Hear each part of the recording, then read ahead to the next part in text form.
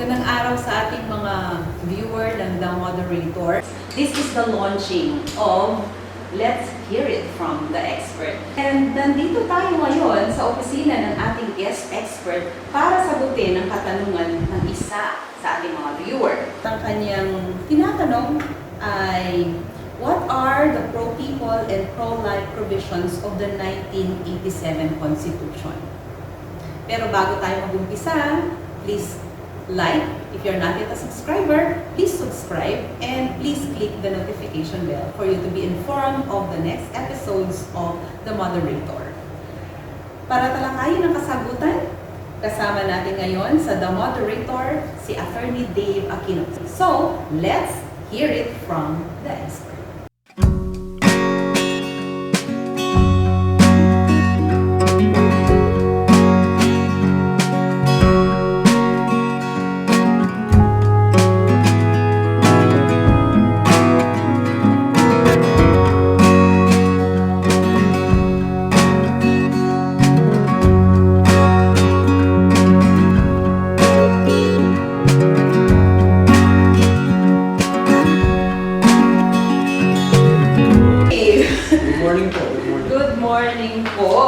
Meron kasing katanungan mula sa ating viewer.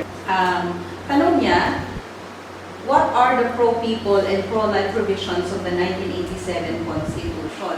Pag sinabi natin Constitution, Atty. Dave, ang naiintindihan ko kasi, it is pro-life in itself. Kasi yung provision nun is for the people. It provides the rights of the people as well as the limitations. And also, it provides yung mga legislative, executive, and judicial branches na mga kapangyarihan nila, ganun na rin yung limitasyon nila. Kumbaga, yung gobyerno, nire-regulate din ng Constitution, so it's pro-life. But of course, I would like, the moderators, subscribers, and viewers would like to hear from the expert.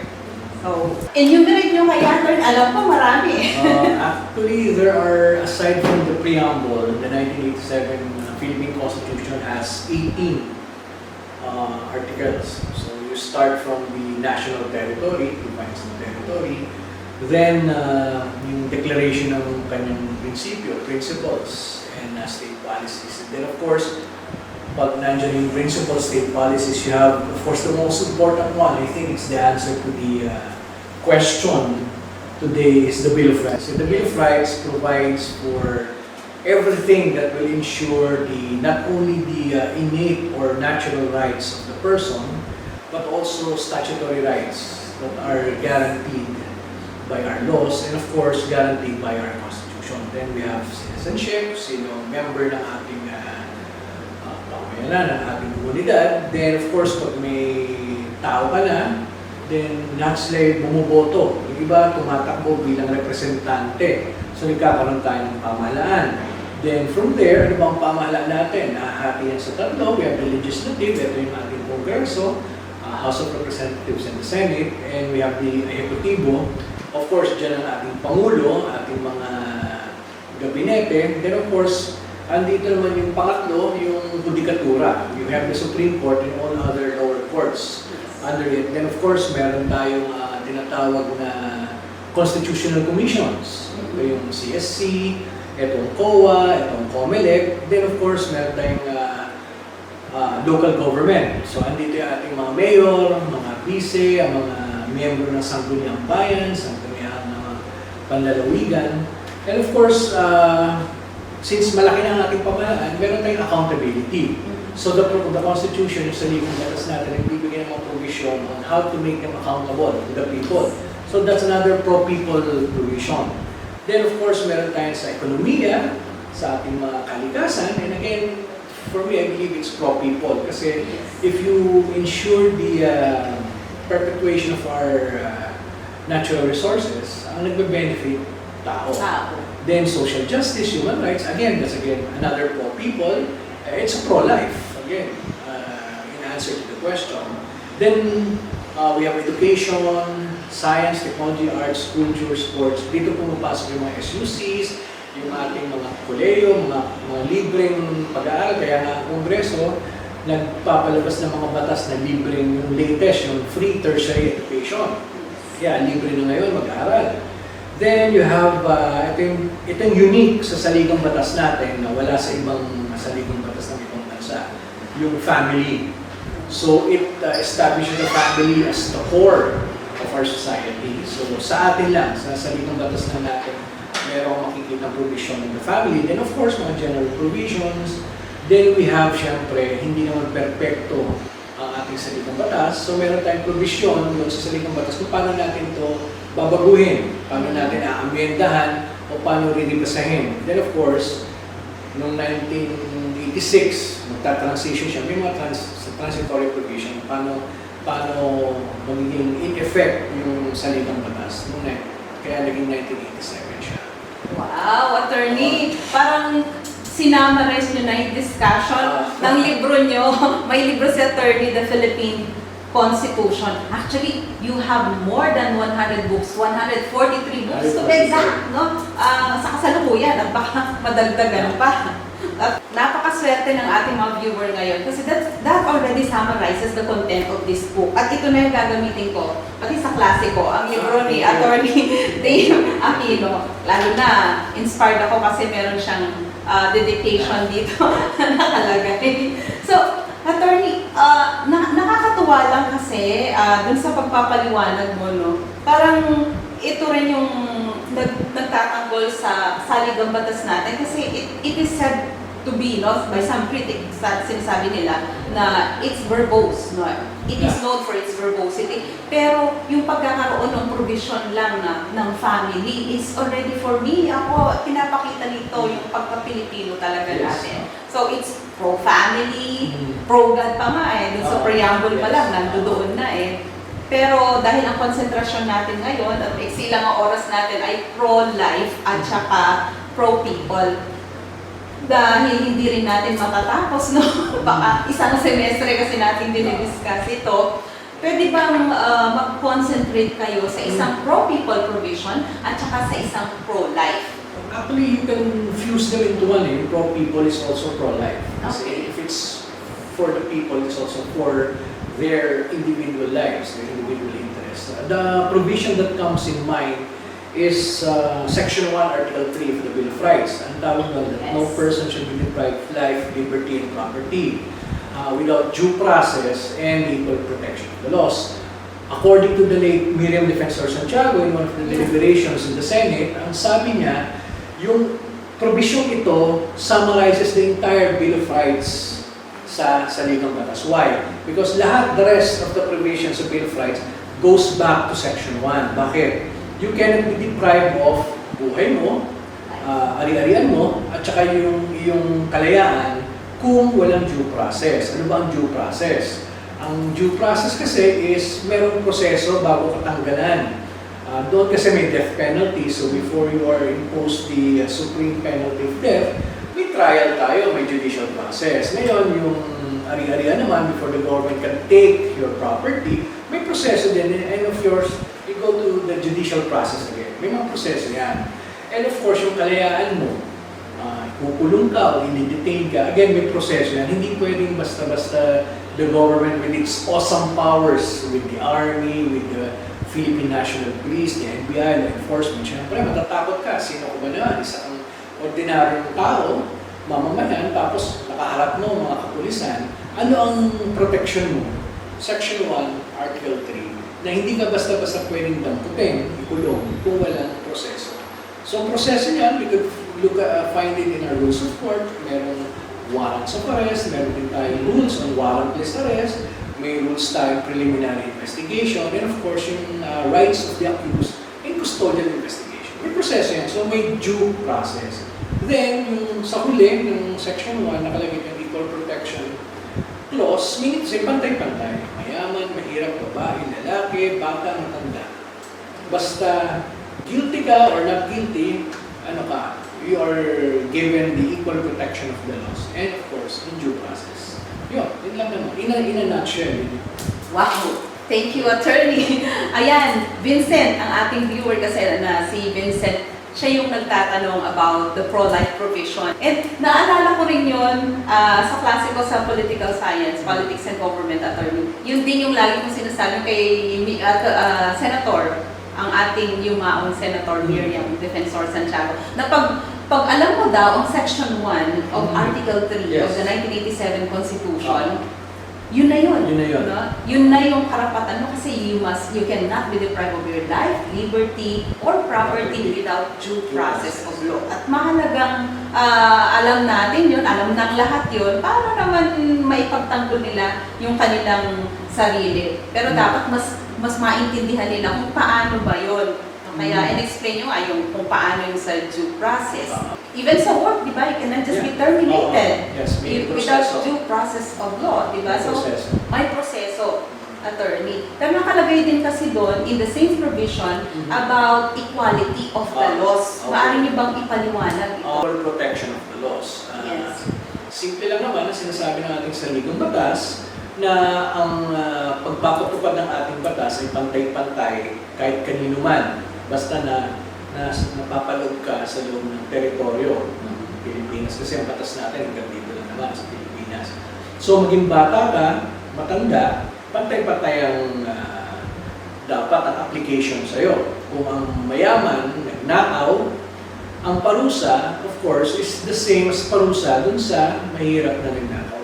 Meaning to say, not with the length of pero yung prison time, yung fines, kung ang mayaman nanuntok, ang mahirap nanuntok, of course, may parusa din yan. So, pantay-pantay yan. Hindi pwede sabihin, mayaman yan. Hindi pwede senador yan. Hindi yan sakop ng batas. Hindi, sakop siya ng batas.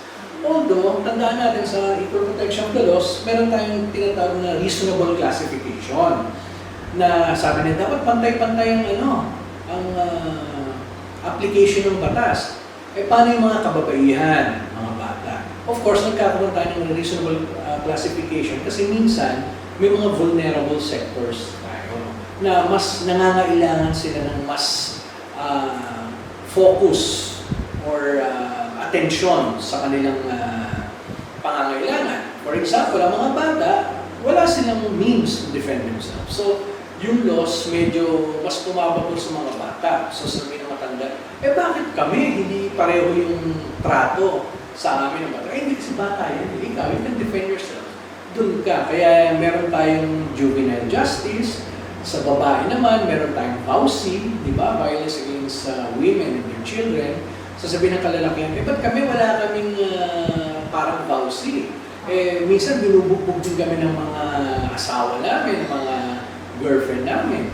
Ay hindi, kasi mas vulnerable kasi ang babae kaysa sa lalaki. At saka sa kultura natin ngayon, hindi natin mapagkakailangan, mas kailangan ng added protection. Kaya may VAUSI.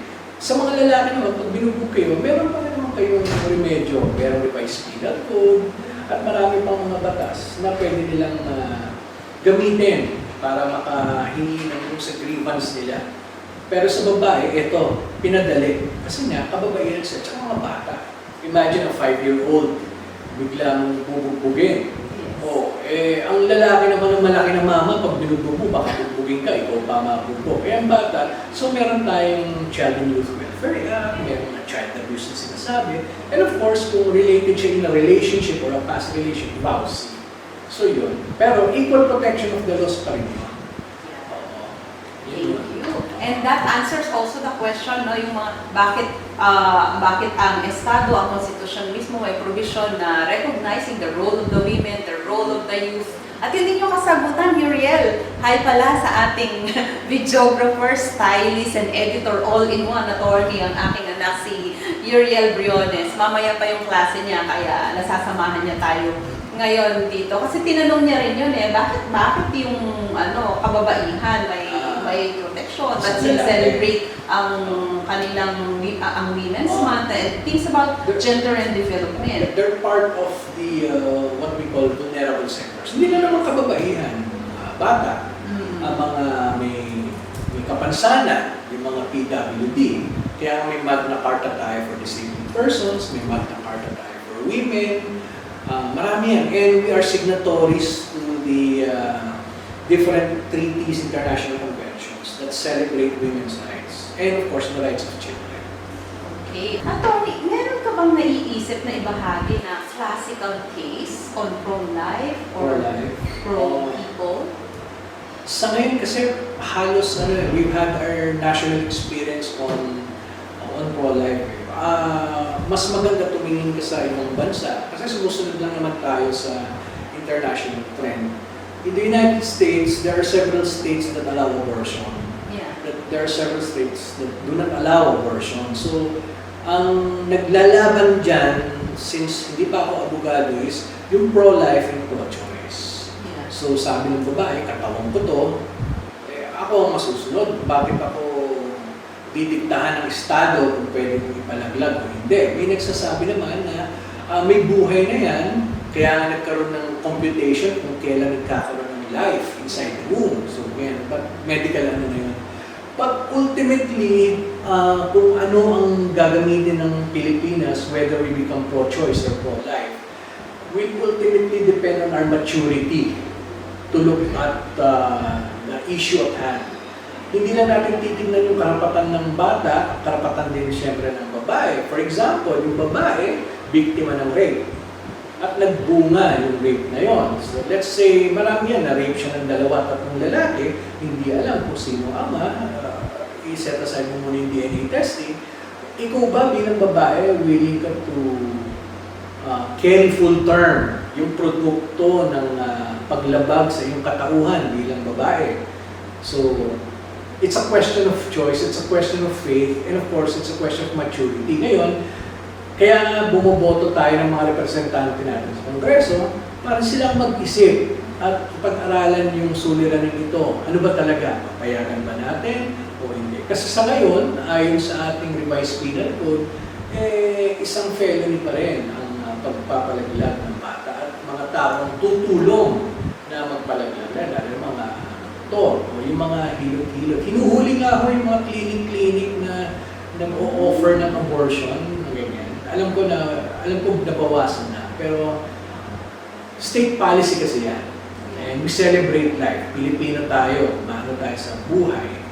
So, we leave it to the maturity of, not only of members of Congress, but tayong lahat. And bago tayo magbigay ng sagot, aralin muna natin ng mabuti. Kasi ako lalaki, hindi ko mararamdaman anong pakiramdam ng babae kung saan yan. And of course, we have women's groups. We have women advocates na, of course, they can, yung advocacy nila, they can propose whatever remedial legislation they want. Kasi sa batas din, babagsak yan.